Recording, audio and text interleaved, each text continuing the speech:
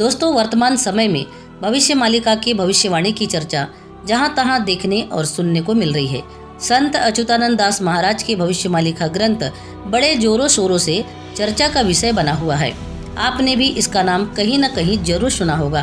कहा जाता है कि संत अच्युतानंद दास जी ने अपनी योग शक्ति के बल पर इस भविष्य मालिका ग्रंथ की रचना की थी। दोस्तों, आपको बता दें कि भविष्य मालिका नाम की कोई एक किताब नहीं है, बल्कि यह भविष्य मालिका ग्रंथ की किताबें 1 लाख से ज्यादा उड़ीसा में मठों, मंदिरों और महंतों के पास रखी गई है।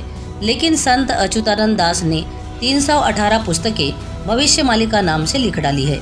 आज की वीडियो में हम आपको बताने वाले हैं कि क्या जगन्नाथपुरी धाम खत्म हो जाएगा, क्या मुख्यमंत्री योगी भारत के प्रधानमंत्री होंगे, क्या रूस हिंदू राष्ट्र बन जाएगा, क्या पाकिस्तान की ये दुर्दशा पाकिस्तान के अंत पर खत्म होगी। इन्हीं सभी सवालों के जवाब हम सनातनी टेल्स चैनल की इस वीडियो में बताने वाले हैं। दोस्तों, वीडियो को अंत तक जरूर देखिएगा। सबसे पहले हम आपको कुछ भविष्यवाणियां बताने वाले हैं जो योगी जी के प्रधानमंत्री बनने और रूस के हिंदू राष्ट्र बनने और चीन के खत्म होने की भविष्यवाणियां शामिल है। दोस्तों, संत अच्युतानंद दास की भविष्यवाणी यह कहती है कि तीसरा विश्व युद्ध 6 साल 6 महीने तक चलेगा, जब चीन 13 मुस्लिम देशों के साथ मिलकर भारत पर हमला कर देगा। आखिरी के 13 माह भारत युद्ध में शामिल होगा और ये भारत की लड़ाई होगी। भारत की इसमें विजय होगी और भारत अपने दुश्मन को खत्म कर देगा और साथ ही विश्व गुरु भी बन जाएगा। अगर हम आज के समय में देखें तो भारत आज एक बढ़ती हुई ताकत है और चीन सबसे ज्यादा असुरक्षित महसूस कर रहा है।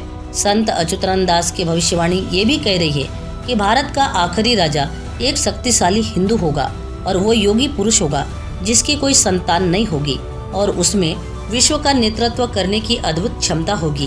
वह धर्म के सहारे शांति स्थापित करेगा। दोस्तों, वर्तमान समय में देखेंगे तो हमें ऐसा राजा एक ही दिखाई देता है और वो है उत्तर प्रदेश के मुख्यमंत्री श्री योगी आदित्यनाथ।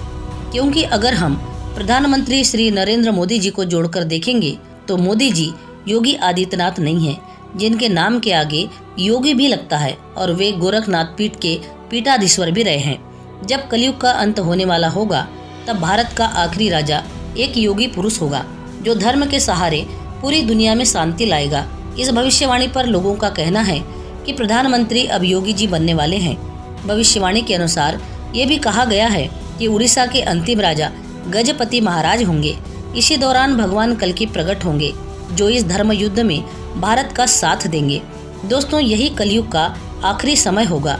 आगे ये भी भविष्यवाणी में लिखा है कि अमेरिका का एक बड़ा हिस्सा जलमग्न हो जाएगा, चीन के कई टुकड़े हो जाएंगे, पाकिस्तान का नामो निशान ही मिट जाएगा, पाकिस्तान के साथ मिलकर लड़ने वाली शक्ति कमजोर व दयनीय हो जाएगी और रूस एक हिंदू राष्ट्र बन जाएगा। यूरोप युद्ध लड़ने लायक ही नहीं रहेगा, वहाँ की जनसंख्या ना के बराबर होगी।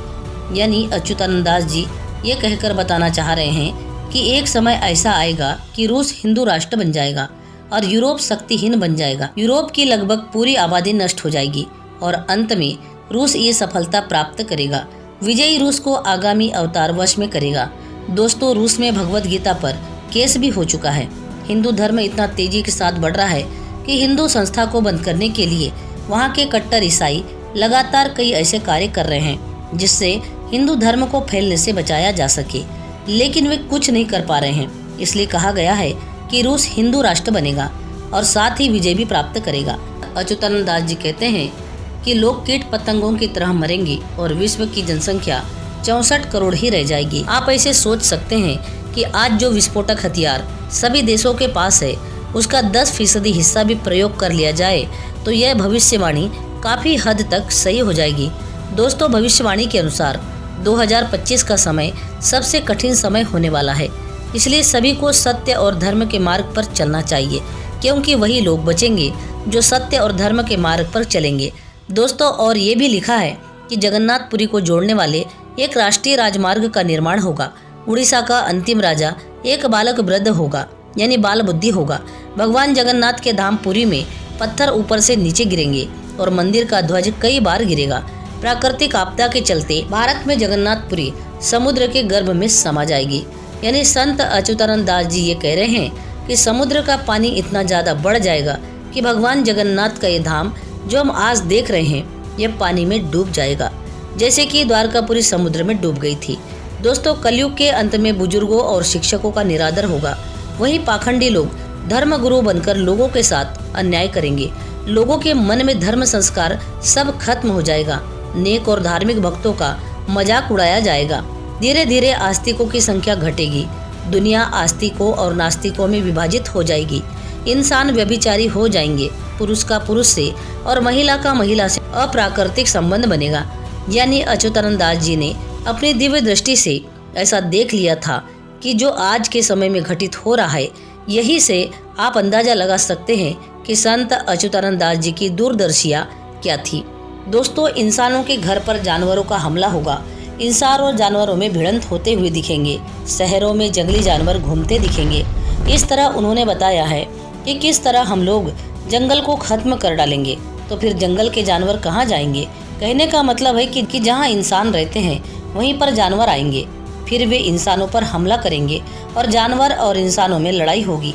फिर इंसान अपने हथियार से जानवरों को मार डालेंगे और कुछ जानवर इंसानों का सफाया कर देंगे। भविष्य मालिका के अनुसार प्राकृतिक आपदाएं तबाही मचाएगी। विचित्र बीमारियों से जनता परेशान रहेगी। हवाएं जोरों से चलेंगी। महंगाई इतनी बढ़ जाएगी कि जनता सड़क पर आंदोलन करेगी। आज के समय में दोस्तों कुछ ऐसा ही हो रहा है। ऐसी बीमारियां आ रही है जो विज्ञान को भी समझ नहीं आ रही है। कुछ ऐसी भी भविष्यवाणी है जो महाभारत से जुड़ी हुई है। संत अच्युतानंद दास जी लिखते हैं कि महाभारत के युद्ध के समय कई लोग किसी कारणवश युद्ध में भाग नहीं ले पाए थे। वे सभी योद्धा युद्ध लड़ना चाहते हैं। उनकी यह इच्छा कलयुग के अंत में पूरी होगी, जब भगवान विष्णु कल की अवतार लेकर आएंगे। बलराम जी भी युद्ध में भाग नहीं ले पाए थे। बलराम जी को ही जगन्नाथपुरी में बलभद्र नाम से जाना जाता है। कलयुग के अंत में यह प्रकट होंगे और इसी कलयुग के अंत में महाभारत का अधूरा युद्ध फिर से लड़ा जाएगा। दोस्तों, इन भविष्यवाणियों के साथ साथ वर्तमान समय की कुछ घटना के बारे में हम जान लेते हैं जो जगन्नाथपुरी में हो चुकी है।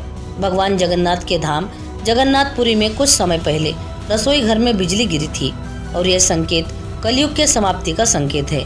साथ ही अरुण स्तंभ पर गिद्ध पक्षी के बैठा होने की बात भी सामने आई है। यह संकेत भी कलयुग के अंत का संकेत है। दोस्तों, भगवान कल्कि एवं पंचसखाओं का मिलन बटेश्वर नामक स्थान पर होने वाला है और वहीं से भगवान कल्कि पंचसखाओं के साथ धर्म युद्ध की लड़ाई में सभी पापियों का संहार करते हुए आगे बढ़ जाएंगे और फिर धर्म की स्थापना होगी। इसके बाद सतयुग का आरंभ होगा। दोस्तों, कमेंट में जय जगन्नाथ अवश्य लिखिए और वीडियो को लाइक, शेयर और सब्सक्राइब अवश्य कीजिए। पूरा वीडियो देखने के लिए आपका बहुत बहुत धन्यवाद।